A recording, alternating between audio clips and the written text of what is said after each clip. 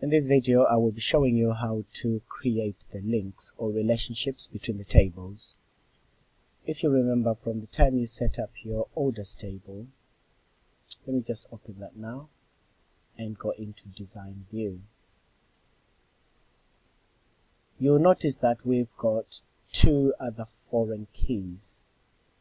So the two foreign keys are track ID and member ID. So the track ID is a primary key in the tracks table, and member ID is a primary key in the members table. So these two have been included in this table so we can create relationships between the orders table and the members table, but also between the orders table and the tracks table. So this is how we do the relationships. So open your orders table because it's the one with the foreign keys. So we always link from the foreign keys to the primary key.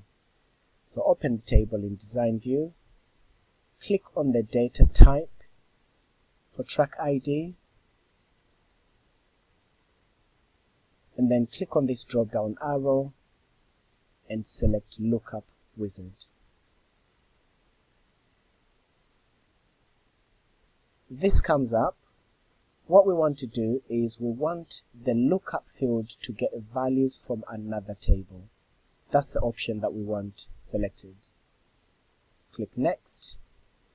Now, the track ID here needs to link to the track ID in the tracks table. So we're going to select tracks table because that's the one that we want to link to. So you cannot link two fields that are different. You can only link similar fields. So you can link a track ID to a track ID. So the track ID that we're linking to is in the tracks table. That's why we're selecting this tracks table. You leave this selected as tables, and then you click next.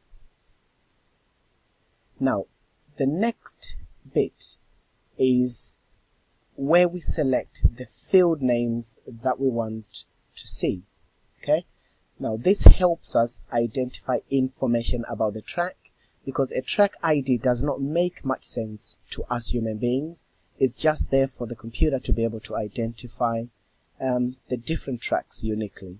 So for us, the track makes sense, and the name of the artist, and perhaps the year of release. So we can also select genre, but you don't have to. You might also want just to select the track and track artist.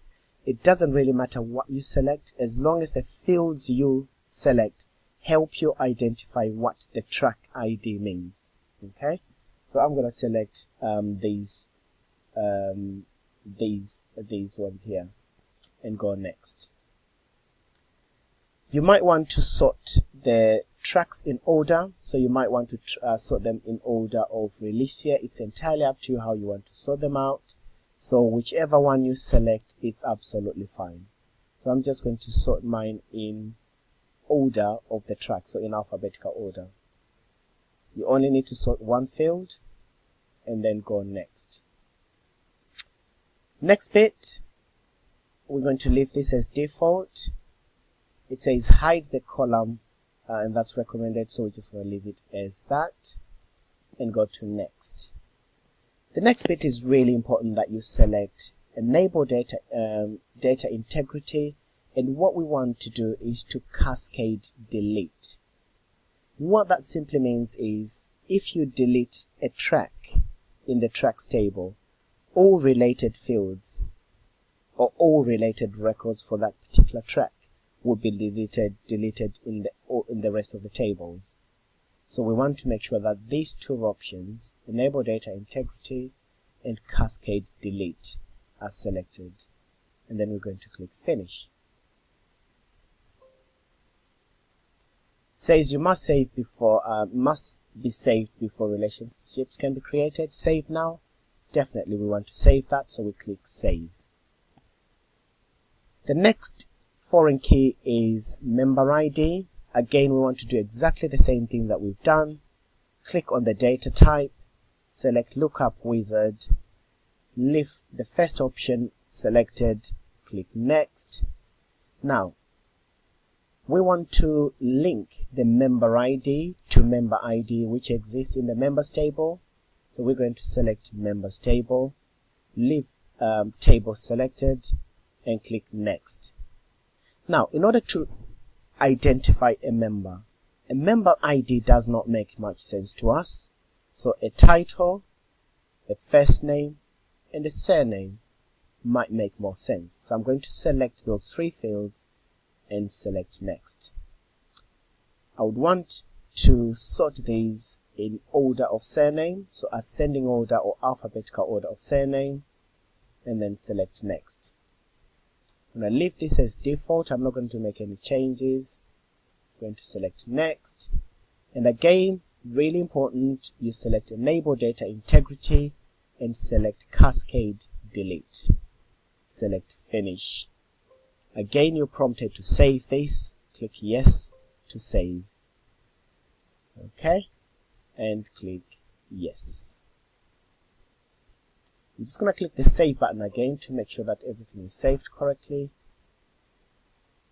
Then click save. I'm going to close this because normally Access gives you lots of error messages if you've got too many things open. So you want to make sure that everything is closed, there's nothing showing here to avoid too many errors. Now I want to look at the relationships I've created. So I'll go to Database Tools, select Relationships. You can now see that your three tables are related or are linked together. So this is now correct. Okay. So if you've got any doubts about the steps, can I suggest that you go back again and look at the beginning of this video.